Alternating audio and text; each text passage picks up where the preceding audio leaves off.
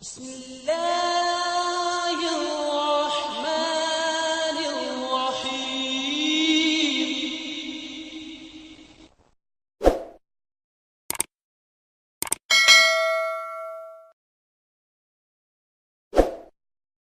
جی جزاکم اللہ تعالیٰ حسن جزا۔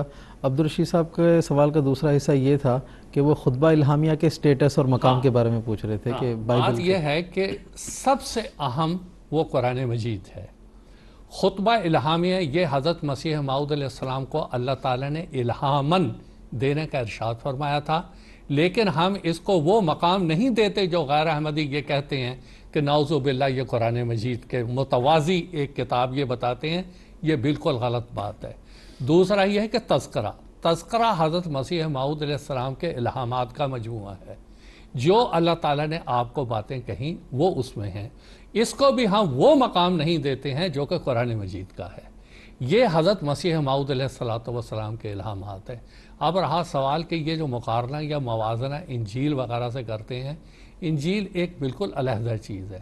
انجیل تو حضرت عیسیٰ علیہ السلام کی ایک سیرت ہے جو متی، مرکش، لوقا، یوحنا 4 ان کے بلکہ حواری بھی نہیں تھے، انہوں نے یہ ساری لکھی تھی، اور پھر وہ مختلف مراحل سے نکلتی ہوئی تغیر و تبدل اور کئی مراحل سے وہ گزری۔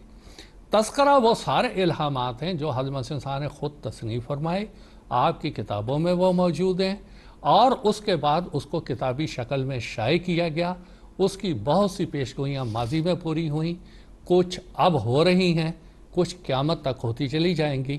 تو یہ اللہ کا کلام ہے، لیکن وہ نہیں جو غیر احمدی غلط فہمی پیدا کرتے ہیں کہ نعوذ باللہ انہوں نے کوئی دوسرا قرآن بنایا ہوا ہے، جیسا کہ یہاں افواہیں پھیلاتے ہیں۔ یہ بالکل غلط ہے۔ ہماری کتاب قرآن ہے، قرآن کے گرد گھوموں، کعبہ میرا یہی ہے۔ حضرت مسیح کا فرمان ہے قرآن سب سے اعلیٰ اور بالا ہے۔ یہ حضرت مسیح کے الہامات کا مجموعہ ہے۔